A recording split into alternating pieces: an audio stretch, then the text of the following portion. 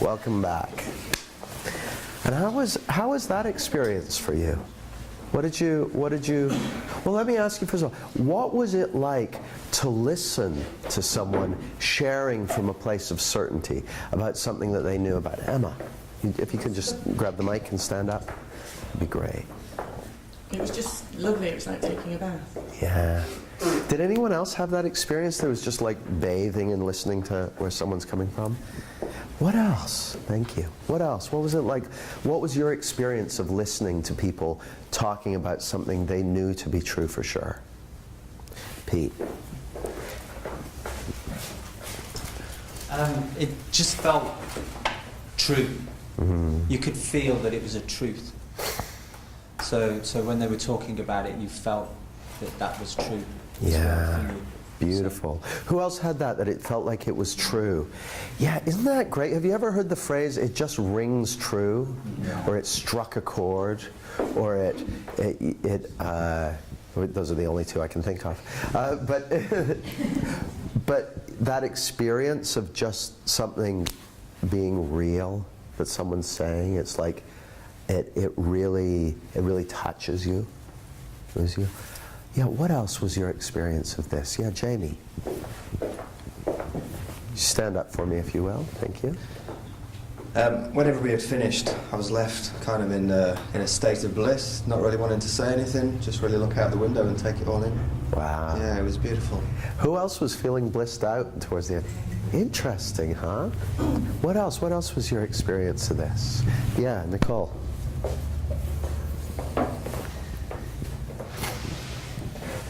It brought a really deep connection to everybody because they were talking about something that was true and it felt true for you as well. Yeah. So we all felt and there was lots of nodding and just, real connection. Mm. He's very, very powerful. You remember yesterday I was talking to you about my friend Sam, the golf pro, doing £45 for 45 minutes golf lessons, who thought I was crazy or he was crazy and he hoped it was me.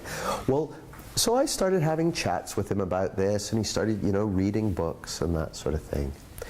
And a little while down the road I said to him, so how's it going? He goes, well, this is having an amazing effect in my life. He said, it's been affecting my relationships. I'm much more comfortable in my own skin.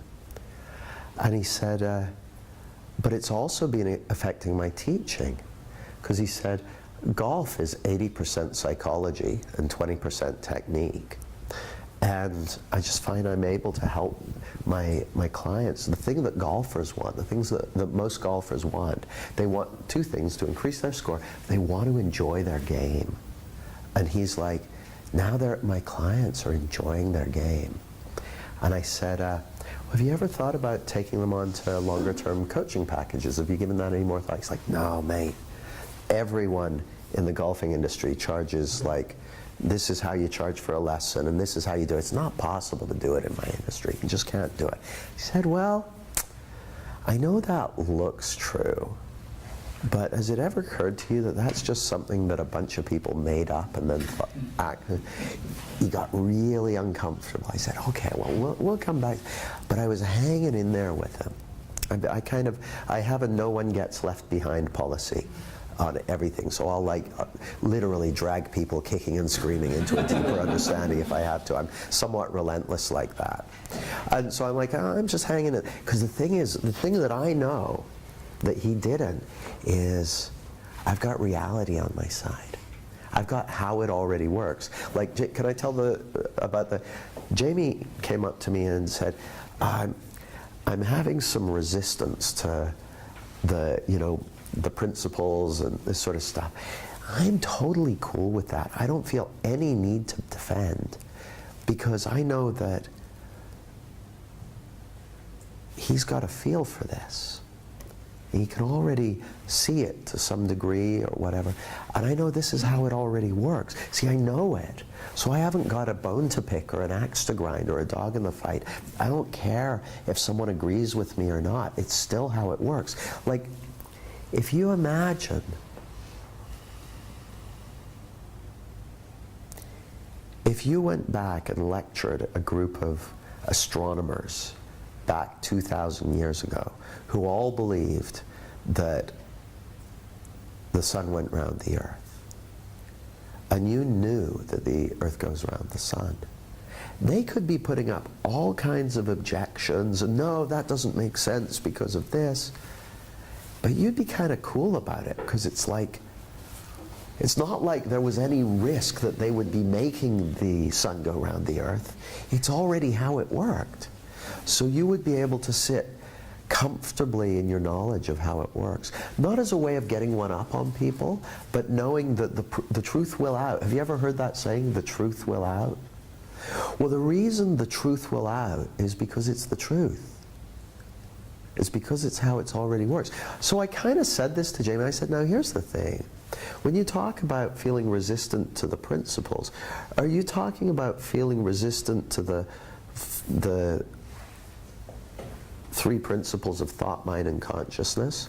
Or are you feeling resistant to the brand, the three principles? Or are you feeling resistant to the culture and norms and community called the three principles? Which one is it?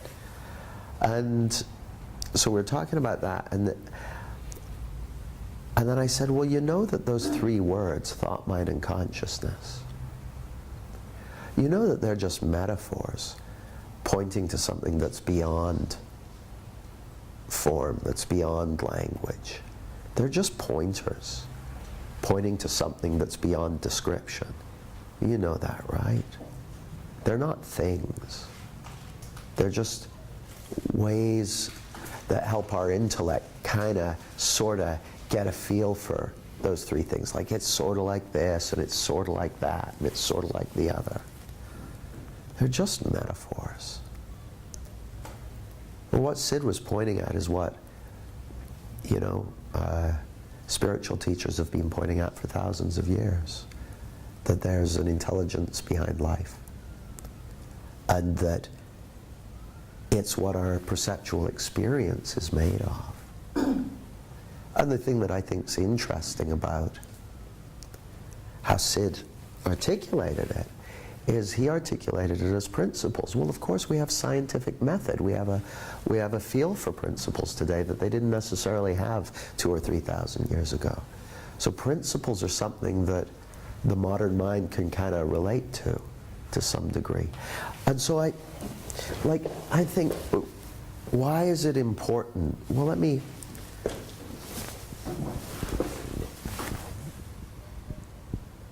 So here's why I got you to do this exercise.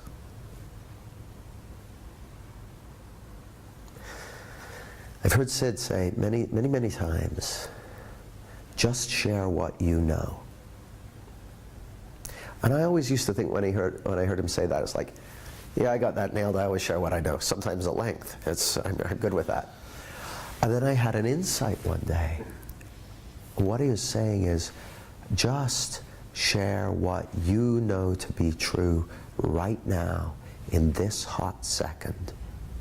Just share what you are certain of, not with that fervent, brittle certainty, that deep knowing, like you know your own name, what you know to be true. So I was doing an intensive with Ian, and yeah, you, Selby, and I have his permission to tell this story, and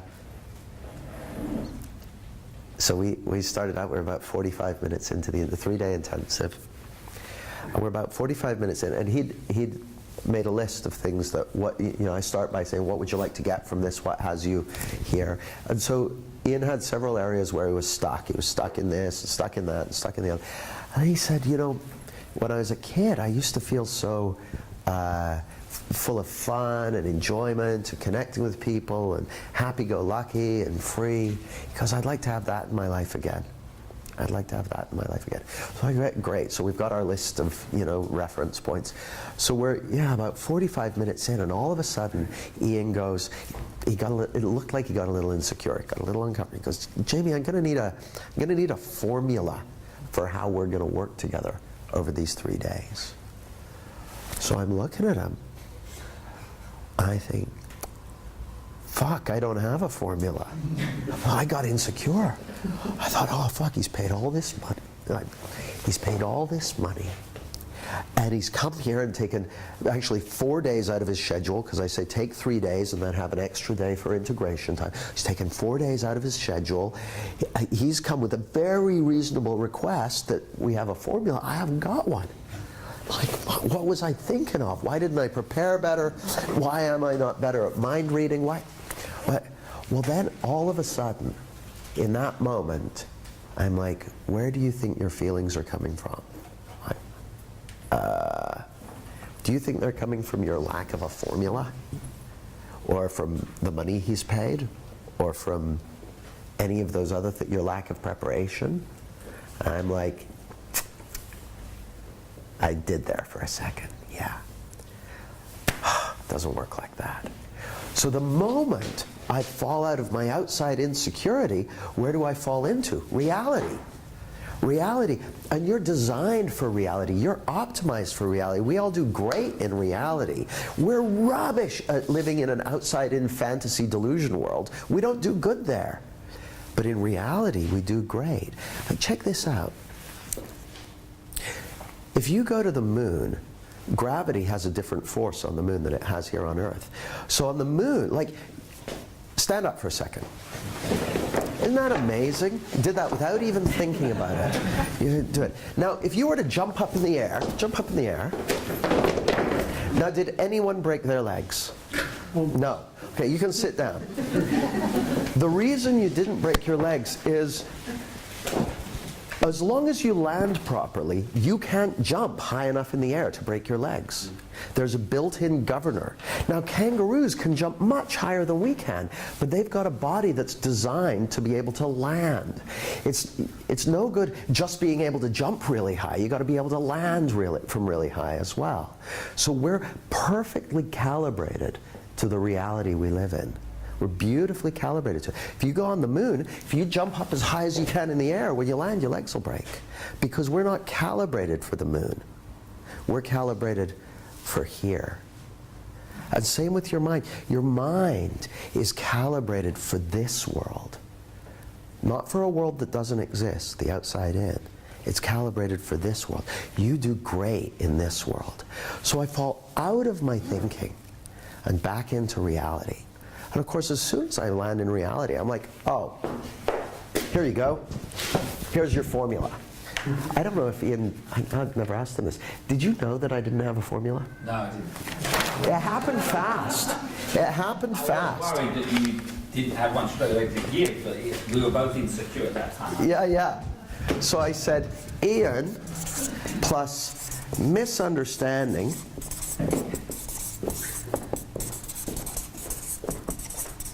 equals stuck. So that's your formula. He's like, oh, I said, but it's only the first half of it. He's like, tell me more. Say, Ian minus misunderstanding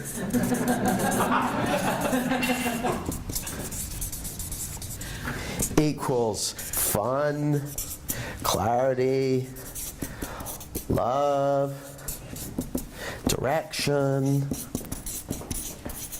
enjoyment. Ian's like, great, let's continue. So now here's the thing. While I thought that my feelings were letting me know about something other than thought in the moment, I had a real problem. And in that very moment, the very thing I needed, see, your clients all have the same two problems. Problem number one.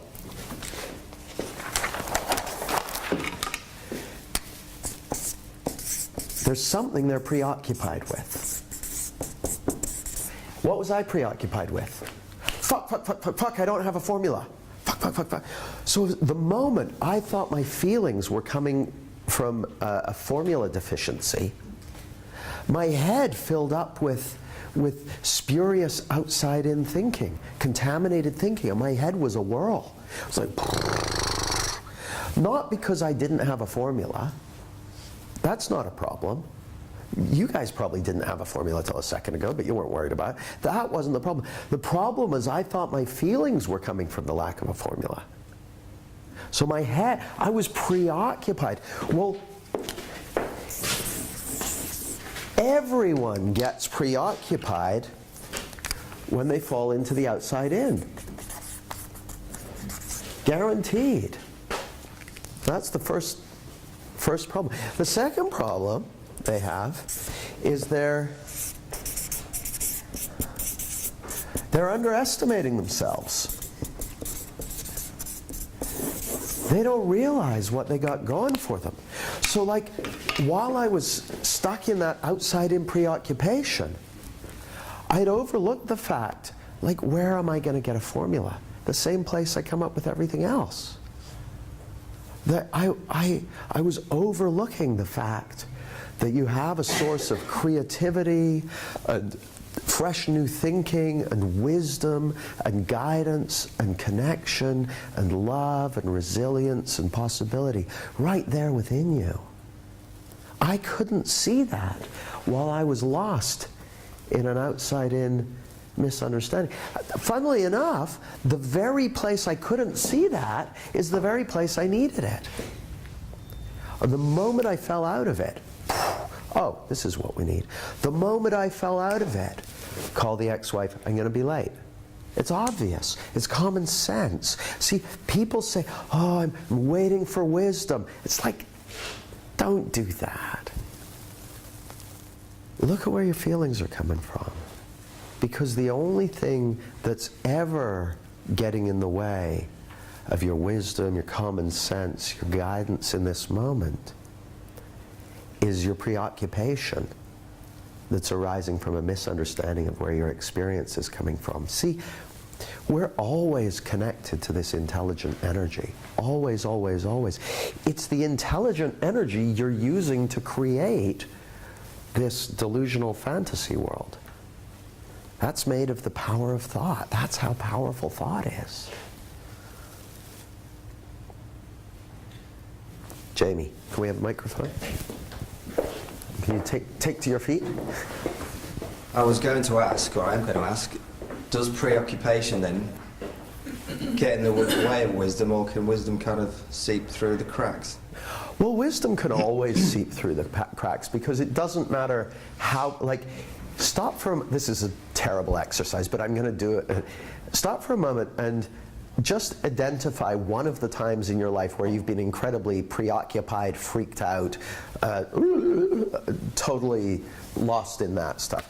You got something like that, or someone else you know has? Got it? Can you identify one? You don't have to say what it is. Just yes, no, I'm not like that. Okay, did you get over it? Yeah, that's wisdom. That's how powerful wisdom is. No matter how nutty you get, you're going to get over it. No matter how nutty you've always got over it.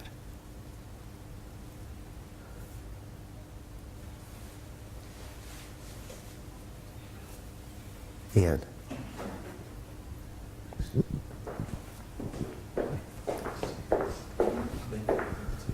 I just want to say something about that intensive, because Because you're the star of the story. So to me, it didn't really matter what formula you came up with, as long as you did. I wouldn't have cared what it was, so there was no pressure on that. But I do remember writing a huge long list of all the things, quite specifically, that I wanted to put right remedy approach onto the left side. And I remember most of those were... So I'd say by the end of the sort of second day, it was like becoming clear that everything had a common denominator factors clearly, and we only managed to talk about the top 2 or 3 off the list, and the other 15 that we spent time writing just weren't worth talking about. So there were similar patterns everywhere of it. But I was listening to a conversation this morning, and I still noticed how focused I am, or was, until this morning, looking at what the negativity side of thought, as I was focusing more and more, where I had a perception or a feeling that my thought was in my favour, It I have wasn't no occurring idea like what you're before. talking about now. You've lost me. What are you talking about? So if I'm experiencing a thing of like it's going well,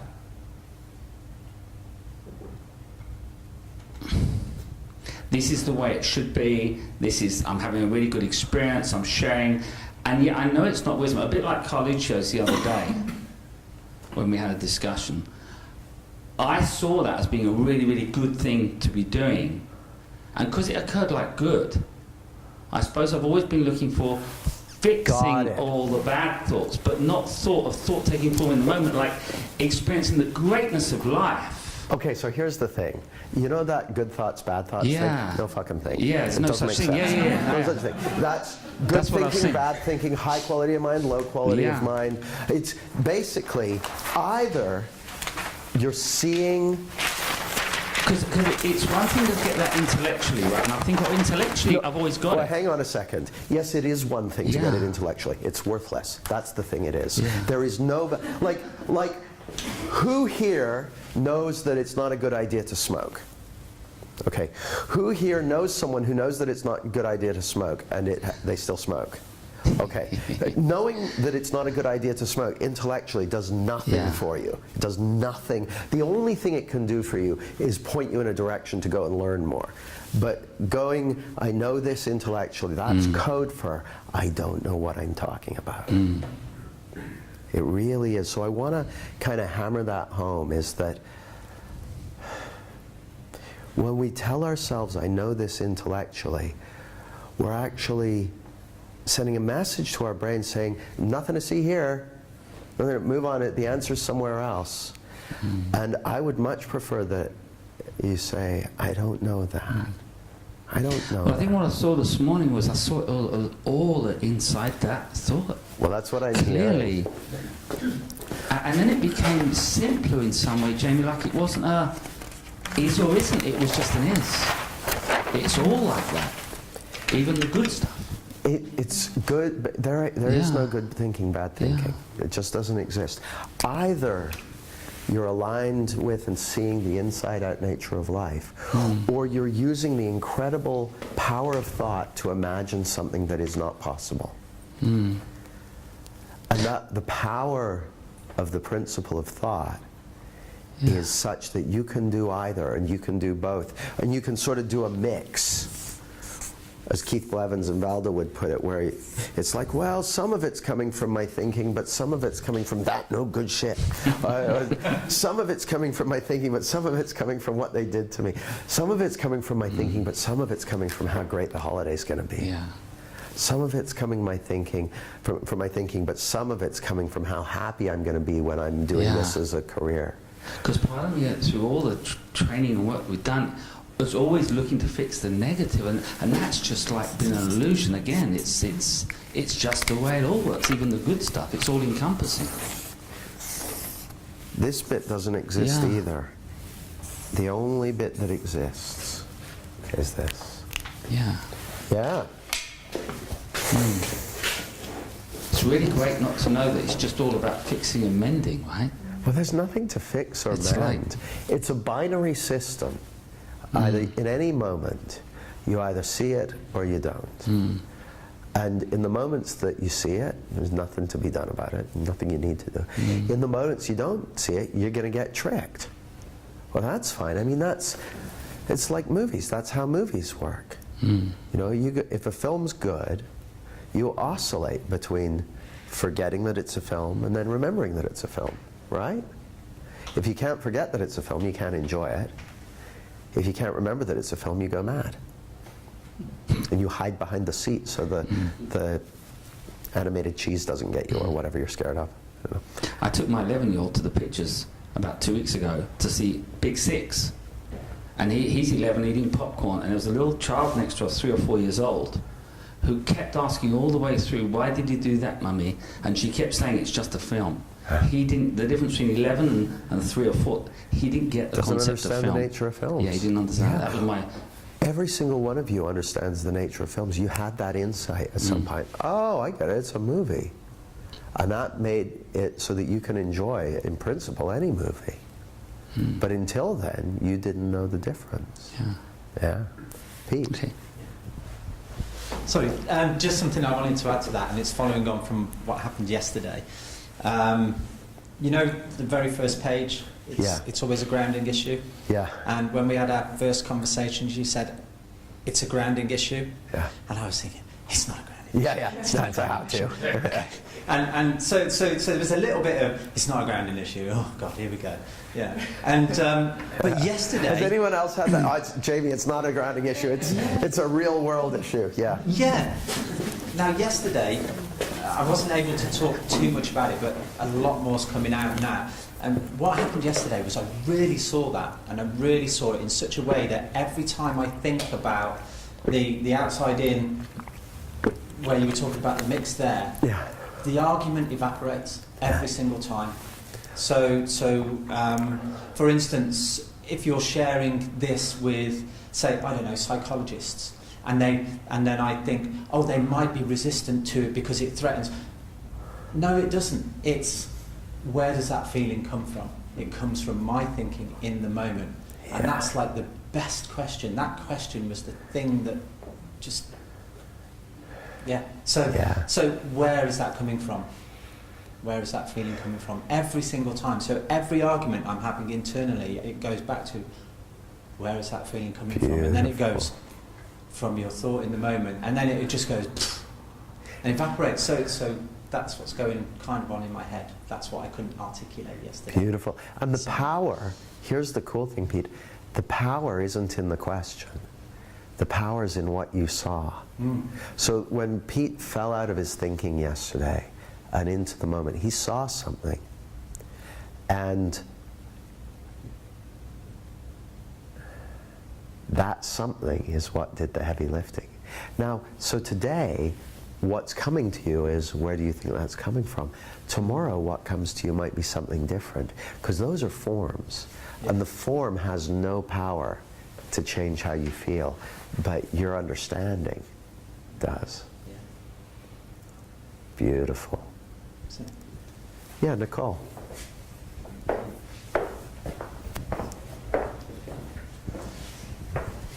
Just wanted to really sort of speak to your underlining of the danger, or not danger, but just the power of the statement, I know this intellectually. And it's a realisation that I'd come to, but it's it's just come home for me that I did that for about 6 months.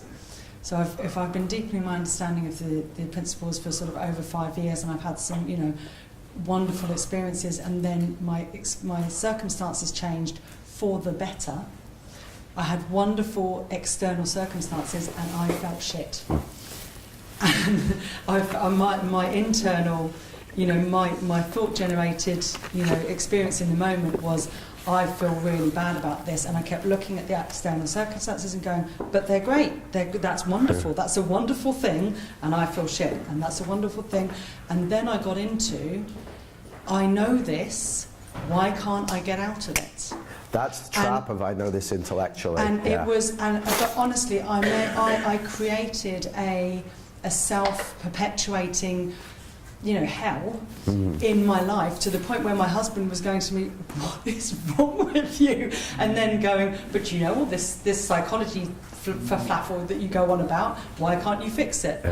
And it's the thought that you get, the thinking, the thought generated process in the moment of, I should know this, and then you have a whole load of thinking about your thinking, and then hold yourself in suffering, which is optional. So it's sort of like... And nuts. Yeah. Like really nuts. What happens is it's like uncomfortable feeling. I've looked at my circumstances. I should be feeling great. I should be feeling great. Oh God, now I feel. I should be feeling great. I mean, look. There's suffering people in the world. I should be feeling great. And look how, like, oh, I'm a bad person. Plus, I know about the principles. I should know this. I must be a fraud. I don't, and I go around and tell you, I know this intellectually. I know this intellectually. Oh, well, you get thinking on top of thinking on top of thinking on top of thinking. Yeah. Just Well, go ahead. what we were talking about in our group earlier was Gunter shared about just knowing it in the moment, and what came to me was a much more useful way of you know, sort of experiencing that is when you don't see it, saying I'm not seeing this in this moment. I can't see this in this moment. And does that then make a it's difference for you? in this moment, because then it's not precluding me from knowing it in the next moment. Now, has that made a difference to you so far? Yes. Great. Because the thing is, the power isn't in the form of words. Yeah. Because no form can create a feeling. The feeling's letting you know about thought in the moment. But see, the thing is,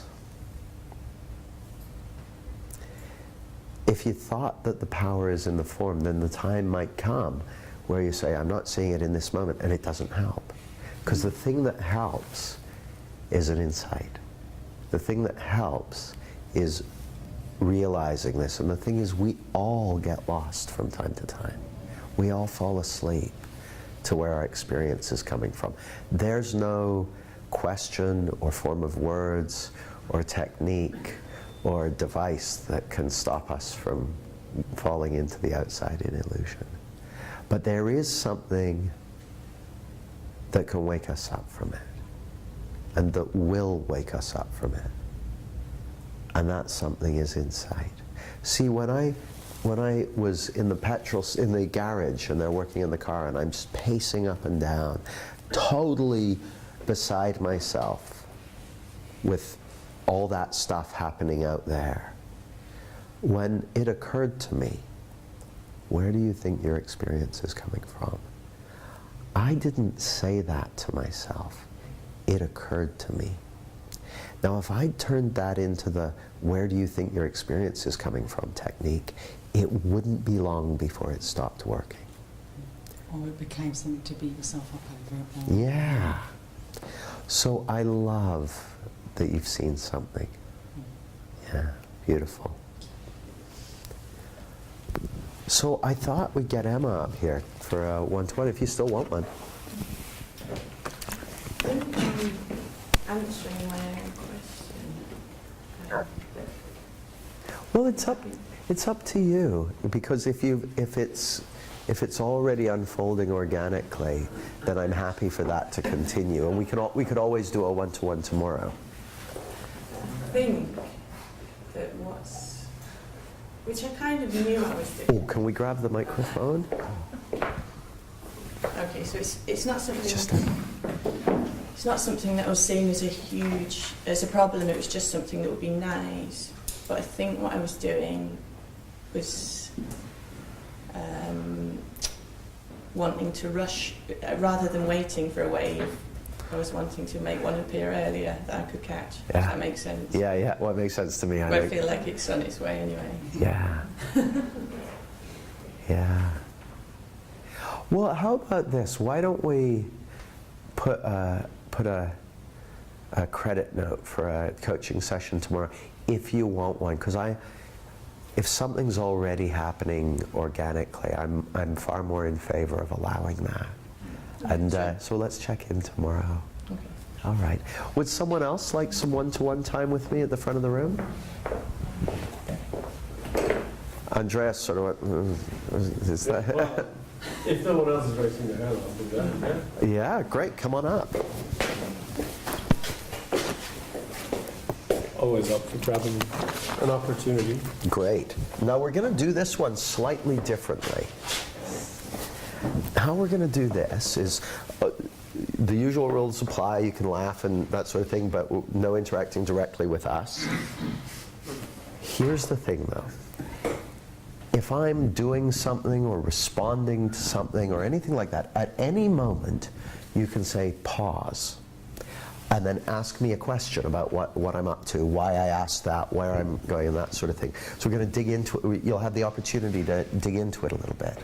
And you can, we do this on the coach training and the teaching practitioners, and there's a lot of learning in it. So I encourage you to hit pause regularly if you want to. Like, why are you asking that? Why are you doing that? What are you responding?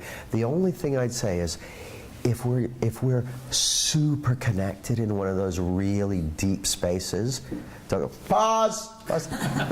So use your own wisdom and common sense. So it's most of the time it'll probably be just fine to do it, but if it's in one of those more deep and connected spaces, leave it a little bit. Fair enough? Okay. Andreas, my old chum. Yes.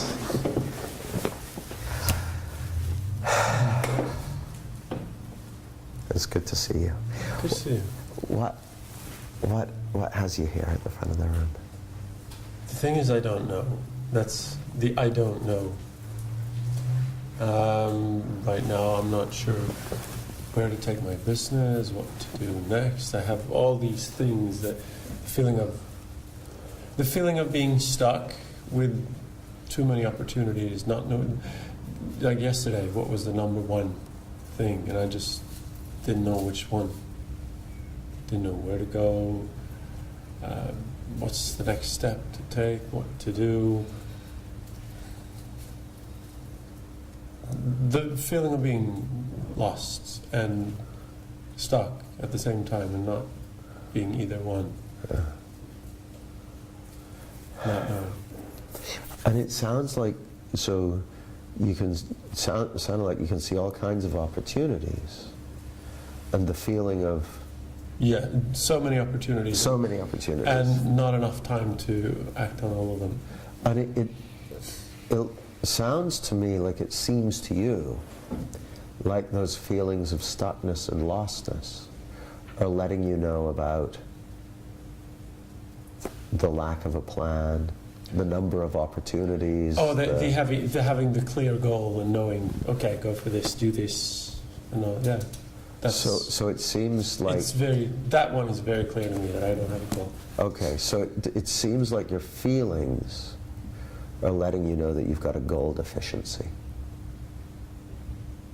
Oh, I know that. Well, hang on know. a second. So let me take it slow though, because I'm a bear of little brain. I like to go real slow, just to make sure I'm on the same page with you. Are you saying that it seems like it's saying what you've told me is I don't have a clear goal, Or too many, or So I I- don't know which one. So I've got- Prioritizing. And, okay, so I've got a whole bunch of opportunities, whole bunch of possible goals, Oh, yeah. but I'm not clear on which one's the priority and that I'm focusing on and that sort of thing. yeah. Yeah. And my feelings of lostness and stuckness are letting me know about the fact that I don't have one of those. Can you say that again? Sure.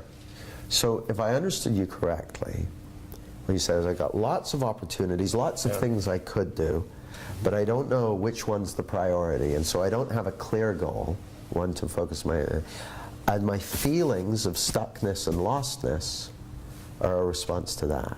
They're letting me know about the lack of a goal. Oh yeah. Okay. Yeah. Yeah. That's how it seems? I mean, I would understand if that's how it seemed. Sometimes seems that way to me. Yeah. For me, there's no. That sounds like a very normal and human Yeah. It's situation. I get that. I'm just trying to make sure I'm yeah. on the same It's- page as you. Yeah. So Then I just dabble a bit with everything, and it just turns out to be not really much of anything, just much of everything, a little bit of everything. Yeah. So it seems to you like your feelings are letting you know about how your activities are organized and what you're focusing on and what direction you're going in. Yeah.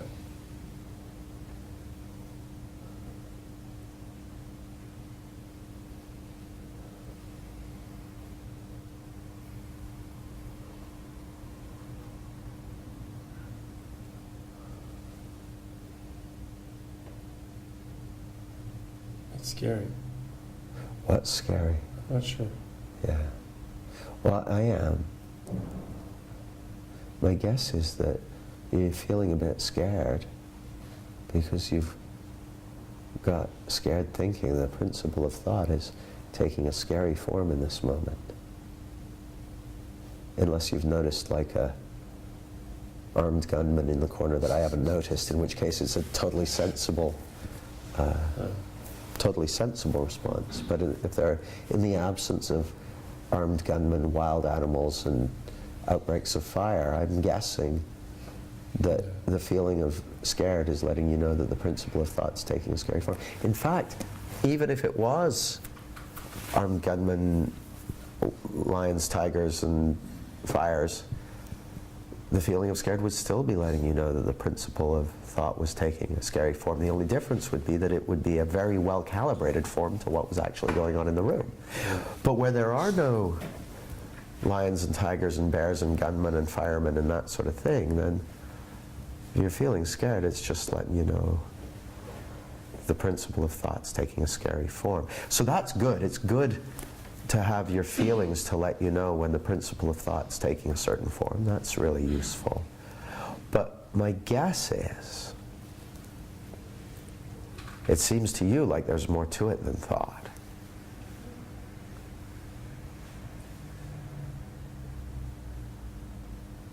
Yeah. Yeah. Well, that is scary, thinking there's more to it than thought. Yeah.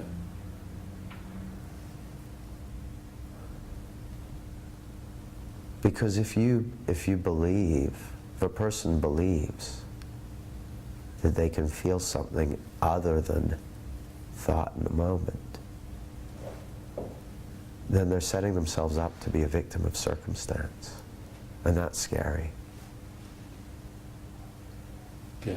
Fortunately, it's not possible. You can never actually be a victim of circumstance. It's like being a victim of flying monkeys. That could be really scary. I could, if I was told that there's a big flying monkey alert, I might get scared. But fortunately, there's no such thing as flying monkeys. So I'm not actually in any danger. I could scare the shit out of myself. When I was a kid, I was afraid. They had flying monkeys in The Wizard of Oz. I was very frightened of them because not only did I not understand the nature of film, but I wasn't convinced that there was no such thing as flying monkeys because they looked real. So I was quite scared of flying monkeys. But I was never, ever, not even for one moment of my life, have I ever been in danger from flying monkeys. I've been scared of flying monkeys, but I've never actually been in any danger from flying monkeys because they never existed. Yeah. It didn't stop them being scary, but it did stop them being dangerous because there's no such thing.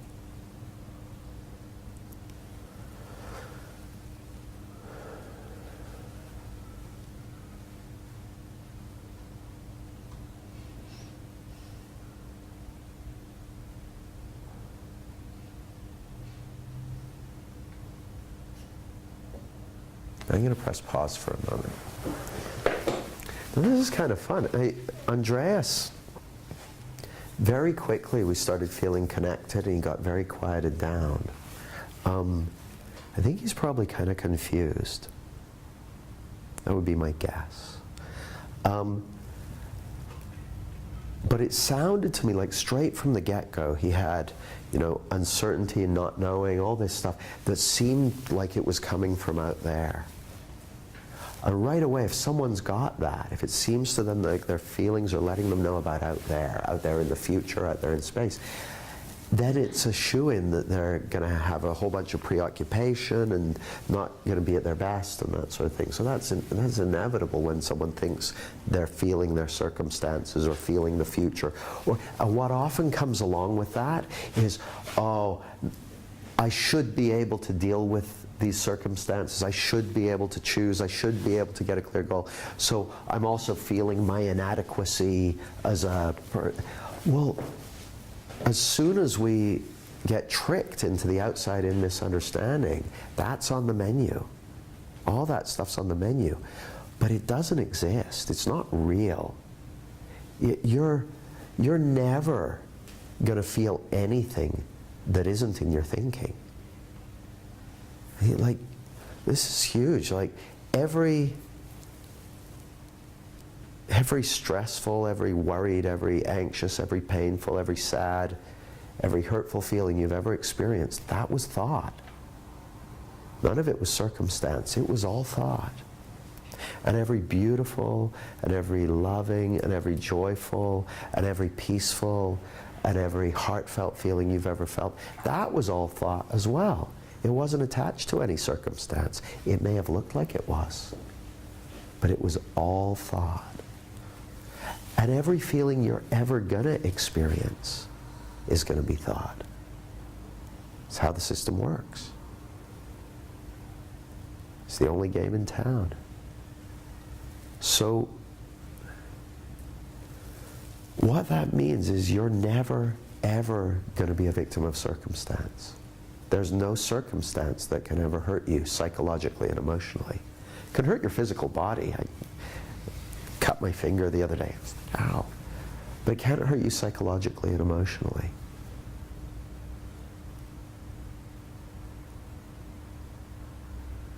You can think it can. I do. Like, oh, you know, that would be. You don't know how it's going to be. Maybe, maybe not. You're always living in the feeling of the principle of thought taking form in the moment. But the moment you believe, like we all do sometimes, we all get tricked into believing it's an outside-in world. The moment we believe that, oh, head fills up. Overlook how resourceful we are. Act accordingly.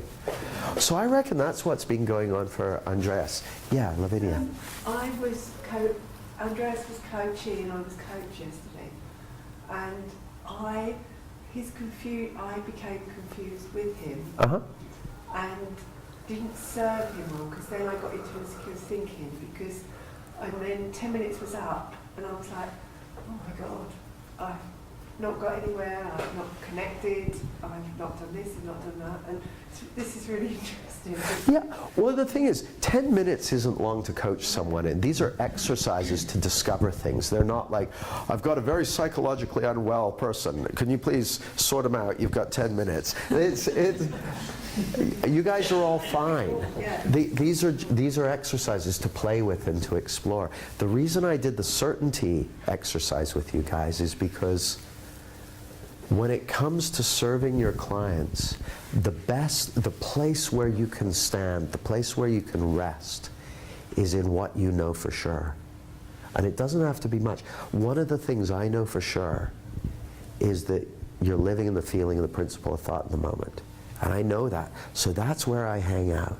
Where do you think your feelings are coming from? I see that fall out of my thinking into the moment. I know I can serve someone from there.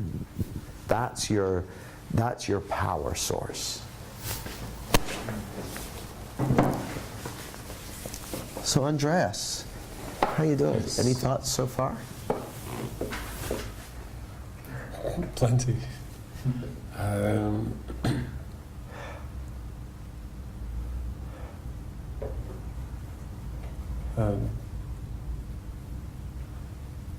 still confused.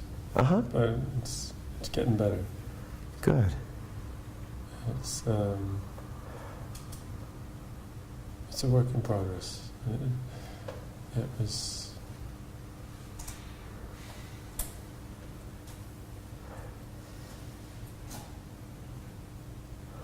Yeah, it's different somehow.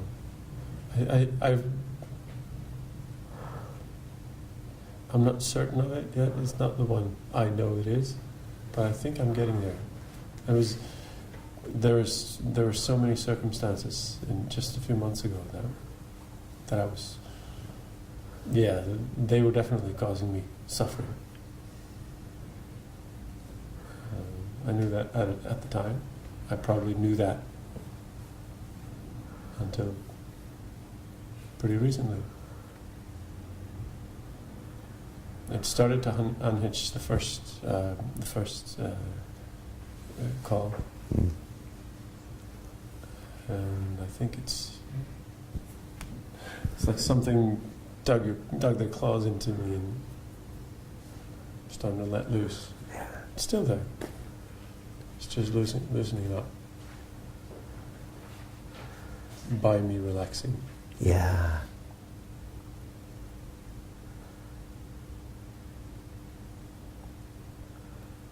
Yeah.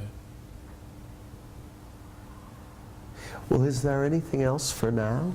Or are you kind of complete for now? I'm not complete, but it's good for now. Good for now. Yeah. Good. Good. Right. Thank Yes. you.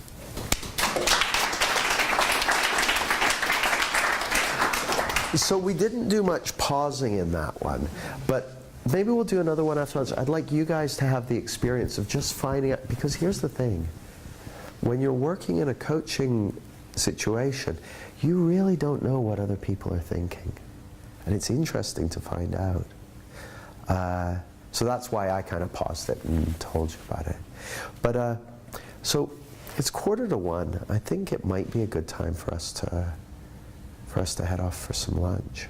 What do you guys? Oh, sorry, David's point, but I have no idea what the pointing means. Oh, but before we do, I've just figured out what the pointing means. Emma, microphone, please. Just an interested question, really, not about the coaching session with Andreas, but I just wondered, when you coach people that are more up in their heads and say take an awful lot longer to settle down, Yeah.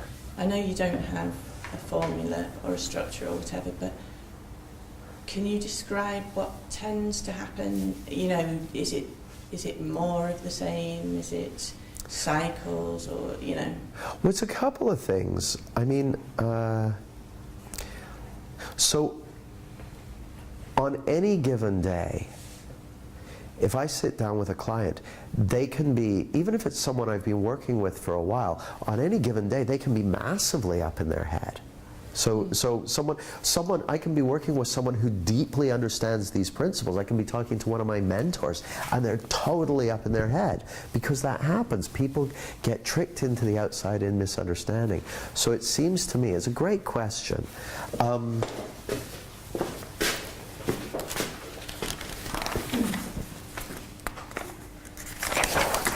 So another, again, this isn't how I'm thinking about it in the moment. So just to give a bit of, it seems to me, with the way I think about coaching or influence or leadership or making boiled eggs, is that connection correlates to mind. So when I think of connection, that's just for me, connection is a way of talking about mind in a very business-friendly form. Connection to yourself, connection to life, connection to other people. Everyone's had the experience of connection, and pretty much everyone has that as valued, highly valued in some way. So it's a nice way of talking about mind and giving people access to that. This correlates to the principle of thought. This correlates to the principle of consciousness. Now here's the thing. Consciousness, your level of consciousness or your clarity of understanding, that only goes in one direction. Only goes up. It can never go down. David scratched his head and made a face. Now, I'll get back to that in a minute. I don't know why, but... So like everyone in the world, as I understand it anyway, is at a level of consciousness. And your level of consciousness goes up. And your level of consciousness is really just another way of saying your understanding of how life works. How accurately. So when you're at the pictures with your 11-year-old and the 3-year-old, your 11-year-old's level of consciousness around the nature of films was higher than the 3-year-old's. And so that kid had a better understanding than the other kid. Better understanding of how films work. Well, your understanding of life, when we talk about clarity of understanding, what I'm pointing to is your understanding of the inside-out nature of life. And you guys already, the fact that you're functional human beings mean that you have a good enough understanding of it to get through your life. The people who are completely outside in their orientation, or largely outside in, are often in mental institutions or jail. I went and worked with the guys in the gang unit in San Jose with Kathy Casey, and a lot of those guys were in jail because they thought they lived in an outside-in world. He dissed me, I had to shoot him. It seemed like just like a cause-effect situation. So as your level of consciousness goes up, you become more connected, more functional, more capable. So those correlate to the principles. In terms of working with someone, so someone who comes in with a head full of superstitious outside-in thinking, calibration is step one. So the first thing I'm wanting to do is calibrate, where's the client at? What's going on? If they're all revved up and all freaked out, I want to track that. So just be aware of it.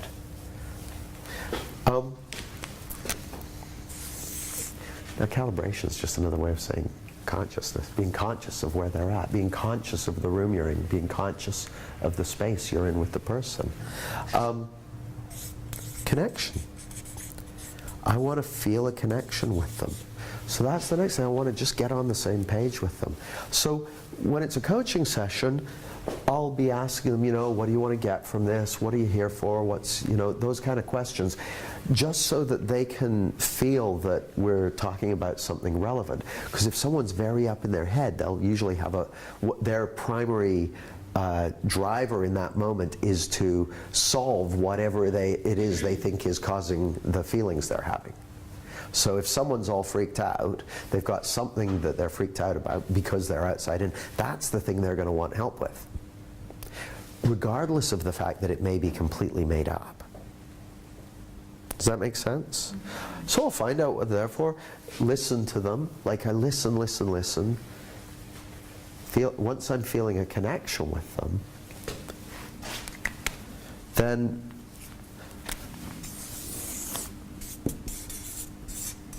I start, well, no, that's not quite true. I start to feel a connection with them, and then I know we're kind of on the right track. I don't usually start educating them, telling them about the principles, pointing to the principles and that sort of thing, until they fall out of their thinking. So when they get reflective. So with Pete, you'll remember yesterday, he's sitting up here telling us what's going on. And I'm mostly just asking him questions. So I'm finding out about how he sees life, finding out about his world. Same with Andreas. I wasn't telling him anything about this stuff. I was just trying to get on the same page with him. So how does that work? So what you're telling me is this, that. So I'm trying to get on the same. I want them to know that I understand what they've come for. And then I want to get on the same page with them in terms of how they see the world. Or Tora, same thing. Trying to get, how does he see it? So ask him what he's here for. I want to get however you put it, and try to get on the same page with him. How do you see? How does that work? So they've got an understanding of life, and the chances are that in the moment, if they've got a head full, they've got a misunderstanding. So I want to find out, and this is just my predilection, but I want to find out what their misunderstanding looks like. And then somewhere in there, I'll get a sense of what to go for. So with Tora, there were a few different things. One of them was he said he had this he wanted to figure out this authentic desire.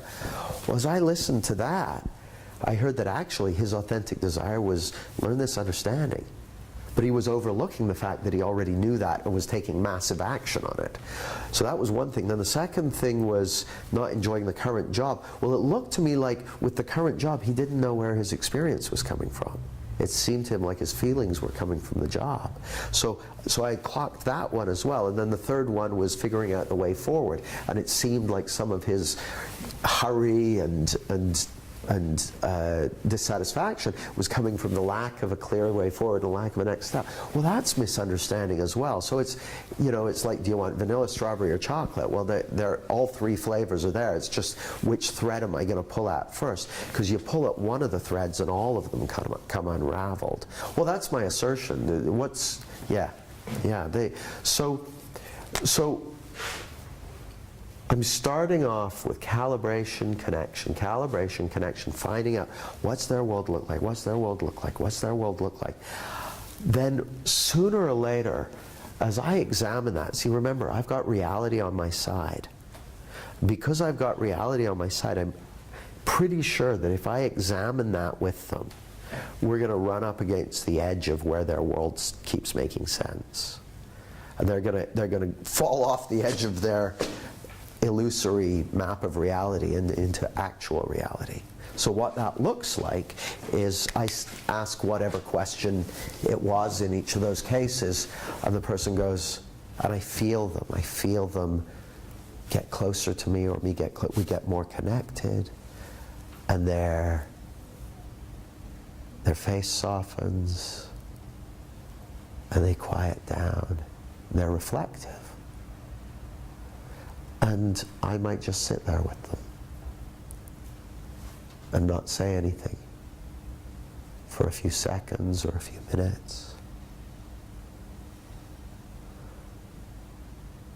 And then at some point I might start pointing them in a direction, telling them about how it works, or telling them about who you really are, saying to them, you know, who you really are is this intelligent energy behind life. That's who you really are.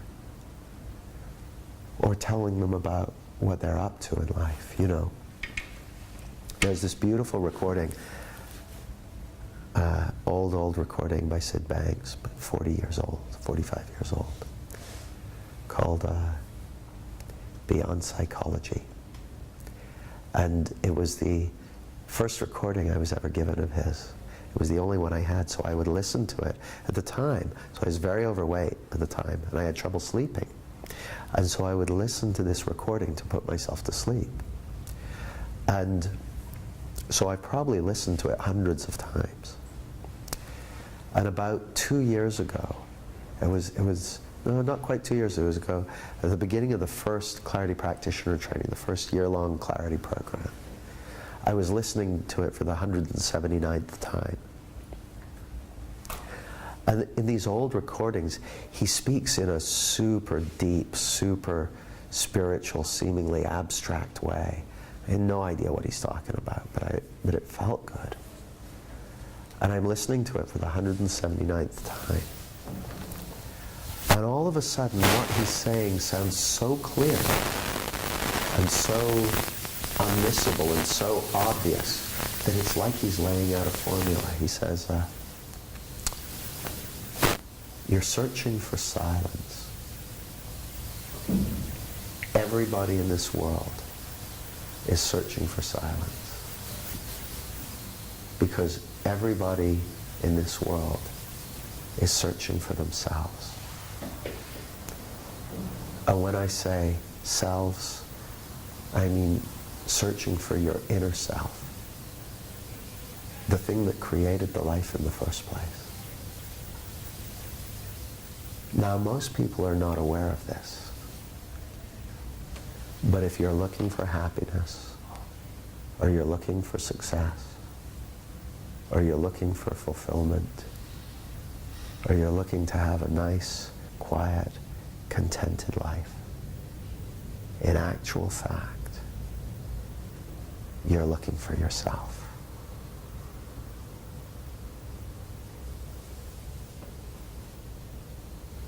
And suddenly I heard it. And I was like, oh, that's what everyone's up to in life. And so that day I was riding the train into central London, And it was crowded, it was during rush hour. And there's all these people on the train, and I could see they thought they were trying to get a pay rise, or trying to get a new job, or trying to get a new relationship, or trying to get six-pack abs. When in actual fact, they're looking for themselves. The whole time. They just didn't realize it. So when someone says to me, I'm trying to find my purpose in life, I kind of go, I already know the answer to that one too. I don't say that because it'd be disrespectful. But it's kind of, it kind of does something for you to know what it is that people are up against. See, it seems to me that those, you know, the two problems I said that everyone arrives with, the preoccupation and underestimation, well, they're really just one problem. They're just a misunderstanding about where their experience is coming from. And it seems to me that there are three misunderstandings.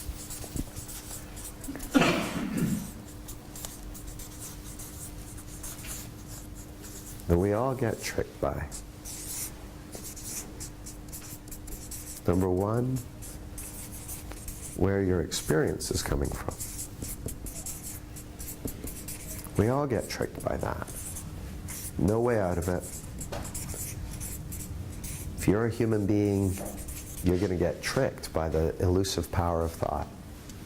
That's just how it works.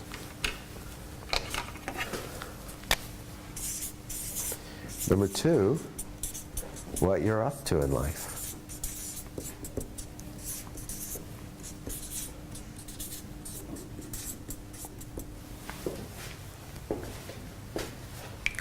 What you're up to in life is finding your way home to who you really are. It's what everyone's doing. Finding your way home to yourself. And self is another word for inner self. And inner self is another word for silence. And silence is another word for this formless, intelligent energy. Because who you really are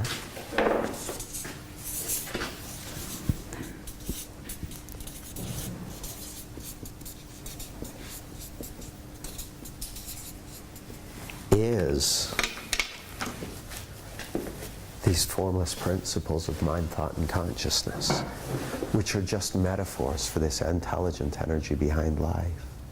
That's who you really are. That's who everyone really is. Hi. So when people don't realize that they're God, they get insecure.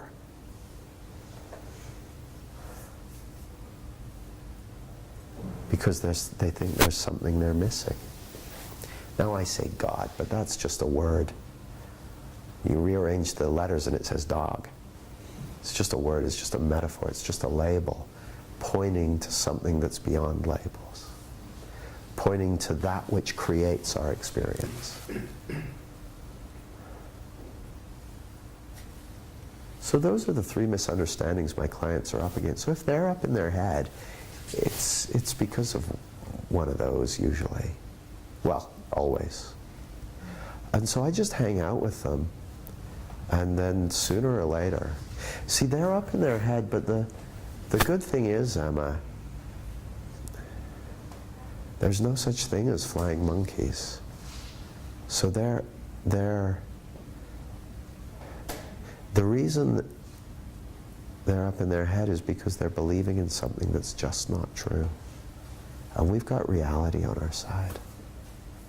So it's sort of like you know those competitions where you see who can go the longest without blinking? You ever done that? Or is it just me in the mirror? In the mirror, you still do it? Okay. Well, in a way,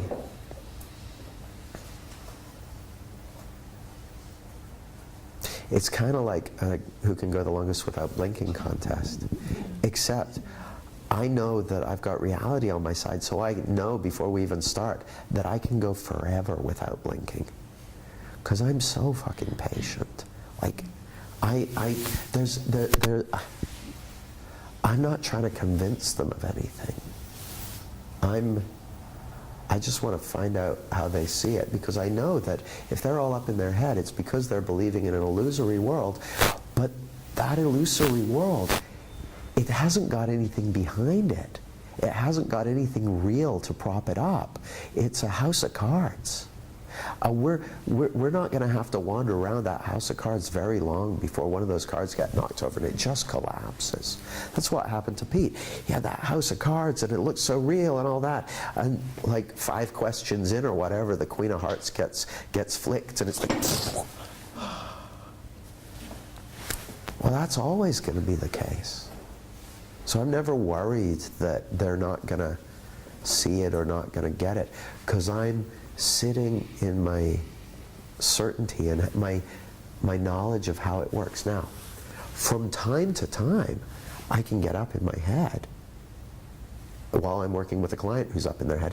In fact, a client who's up in their head is the person I'm most likely to get up in their head with, in my head with. I don't get up in their head, I get up in my head. I'm confused now. Is it time for lunch? No, but here's the thing, and this is beautiful. Maybe we'll do some exercises on this after lunch. I'll tell you a couple of quick stories. So I was with this client. Some of you have probably heard this before, but it bears retelling. This is sort of like the Ian story, where while I thought my feelings were coming from something other than thought in the moment, I was useless. So I'm with this client. This guy's, I'm doing an intensive with him, and he's been diagnosed with OCD, many years, rituals, and gotta, I don't know, play hopscotch 4 times before he goes to bed, and all that sort of stuff. And it's been going on for ever since he was a little kid, and he's in his 30s. And so I'm talking to this guy. And we just met, and we're, chatting. I'm putting it at his ease and that sort of thing. And so you see how I work. I'm asking him questions. I say, so he says, yeah, I do these rituals and da-da-da-da. Yeah, what do you make of that? He's like, oh, I don't know. I'm like, well, like, why do you think, what's your theory of why you do that? He's like, oh, I don't know. I'm like, oh, well, you think it's strange that you don't know that? I don't know. So after about half an hour, the only thing he replies is, I don't know. Anything I ask him, I'm like, what's your birthday? I'll give you, anything I ask him, I don't know. So I'm getting frustrated. Again, he's paid a lot of money where the very first day we're not getting anywhere. I'm getting frustrated, I'm getting annoyed, I'm getting downhearted. I'm like, fucking guy, throw me a bone. I'm not getting frustrated with myself. I'm getting frustrated with a difficult client. He's being very difficult. He's not playing the game. So I'm like, half an hour in, I'm thinking, I'm going to send him away. And suddenly occurs to me, where do you think your feelings are coming from? Nonde ah. I fall out of my thinking, back into reality. Like I'd been hanging out there for 20, 30 minutes, back to reality. I said, help me out with something. I said, I just realized, I'm asking you all these questions and you're saying, I don't know. I said, there's a spectrum of flavors of I don't know. At the one end of the spectrum, it's kind of that juicy, kind of curious wonder, kind of, ooh, I don't know. There's that. And at the other end of the spectrum, it's more like first day of school and you don't know the answer, and it's like, fuck, I don't know. I said, what kind of I don't know is it? He's like, oh, the second kind. I said, oh. I said, I am so sorry. I should have explained. I said, there's not a right answer to any of these questions, and I don't know even what the answer should be. I'm just wanting to feel connected with you and get a feel for what your world looks like, because you and I haven't met before, so I just want to kind of find out what's going on for you. That's why I'm asking, and you don't have to know the answer to any of these. That's why I'm asking you stuff. So he just relaxes. He goes, oh, okay. And then we did great. Well, it's never a difficult client. It's always a difficult Jamie. And clients are fine. Jamie's the one, like, of course my clients are in the outside in misunderstanding, otherwise they'd just be sailing along just fine. My issue isn't with clients who get lost in their misunderstanding. My issue is with Jamie getting lost and not noticing it and blaming it on his clients. So that's the most difficult client I'm ever up against is myself. And then I project myself onto my client and think that it's them. So the other one was, not so long ago I had a client and he was just going on and on and on and on and on and on and on and on. He wouldn't fucking shut up. And after a while, like, I'm very patient, but after a while, I'm like, when's it gonna be my turn? And I'm like, I really, and I'm like, God, I'm starting to get annoyed with this guy. And suddenly it occurs to me, where do you think your feelings are? And I, like, 20 minutes, 30 minutes, 40 minutes with this guy, and I'm like, I'm waiting for, like, and he's just, and he's so up in his head, and he's so disconnected. I'm not enjoying it at all, and I really want to enjoy my time with clients, and I'm bored, and I'm like, ah, and all of a sudden, where do you think you're feeling? Can't believe I got tricked again.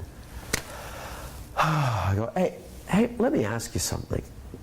He's like, what? I said, how connected to me are you feeling right now? He goes, oh, I don't know. I said, because I'm not feeling very connected to you, and I really like feeling connected to you. And it almost seems to me like you're kind of putting on a show of how you should come across or something like that. And I'm not getting a feel for who you really are. And that's who I really want to get a feel for. And I don't know where this is coming from. I go to him, is that a familiar experience for you? He goes, that's what my whole life is like. And all of a sudden, we're like totally connected. So the thing is, wisdom is what's there for you the moment you fall out of your illusions. And this guy, with every word out of his mouth for that 40 minutes, he had been crying out for me to come from wisdom and take him in a more useful direction. And the whole time I was lost in the same thing he was in, I was of no use to him. And the moment I woke up to the truth of the matter, I knew exactly what to do. It's your grounding that's going to guide you in dealing with your clients.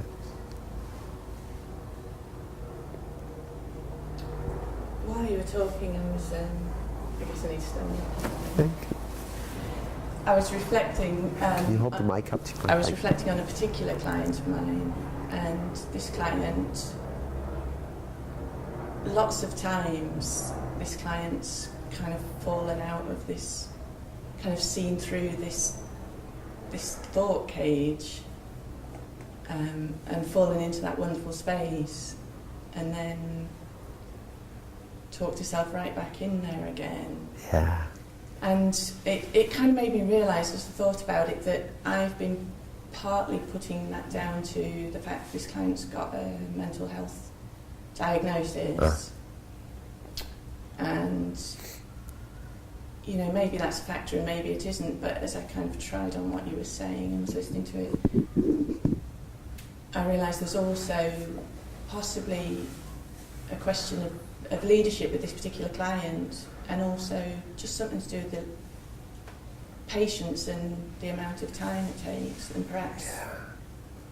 perhaps me feeling like I need to get a result more quickly for this particular client.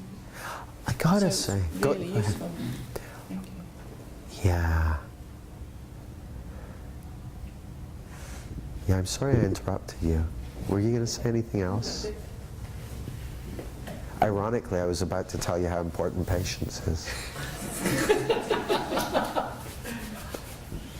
Yeah, I mean, this is true for everybody, regardless if they've got a diagnosis or not. I mean, we've all got a diagnosis, human. We've all got that, which means we will all fall into the outside-in misunderstanding. There's no antidote for that. That's the human experience. That's what makes it beautiful. It's perfectly designed. It's amazing.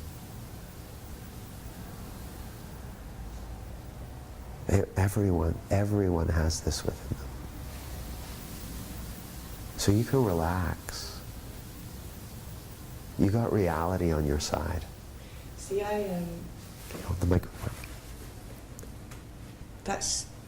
I know that already. That's usually solid ground for me, but I've just realised for some reason I've been bending the rules for this particular client.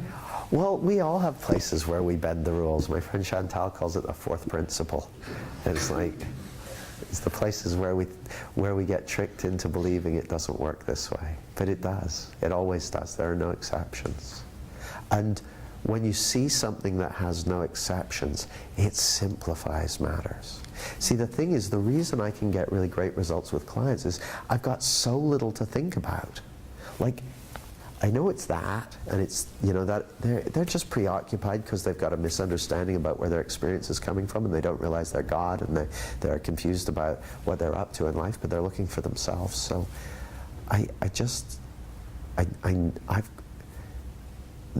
their illusory structure is a house of cards, and mine is what the universe is made of. Like, we got reality on our side. We all do.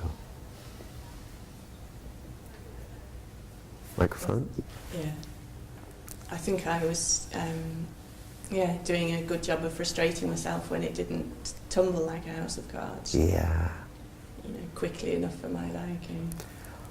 Everyone, like you know the story I told you about when I first read Sid's book? It took me like 9 years to see this. So your client sounds like they're doing much better than I was. I didn't even have a mental health diagnosis. They're still doing better than me. Someone with a mental health diagnosis learns this faster than I did. So yeah, you can relax. Now here's the thing, we'll all get tricked by the misunderstanding into thinking we've got a difficult client or a frustrating client or what do they call it, a resistant client. But the beauty of this is you don't have to defend it. It's how it already works. There's no need to defend it. And we're each just as susceptible to the outside in as our clients are, so it levels the playing field. I'm susceptible to it. Look at me interrupting Emma to tell her how important patience is.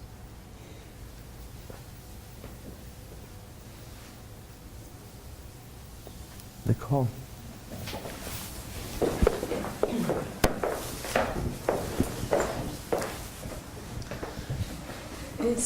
It's really helpful to know that, you know, we have reality on our side.